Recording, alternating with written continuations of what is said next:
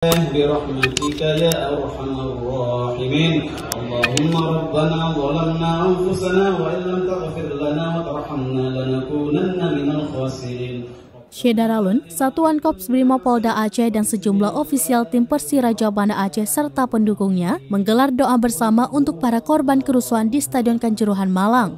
Kegiatan tersebut sekaligus untuk mendoakan almarhum Abu Tumin, seorang ulama karismatik Aceh yang wafat beberapa hari lalu.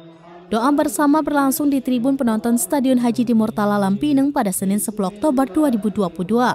Pelaksanaan doa dipimpin oleh manajer Persiraja Banda Aceh, Ustadz Umar Rafsanjani, yang diikuti oleh Dansat Brimob Polda Aceh, Kombes Pol Selamat Topan SIKMSI, dan Presiden Persiraja, Zulfikar Syahabuddin, serta seluruh prajurit dari Kesatuan Brimob.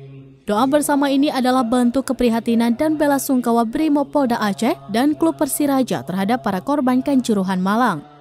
Selain itu, juga untuk mendoakan salah satu ulama karismatik Aceh, Tengku Muhammad Amin bin Mahmud Syah atau akrab disapa Abu Tumin Blamblahde, yang telah berpulang pada Selasa 27 September lalu. Dari Banda Aceh, Henry, Serambi On TV.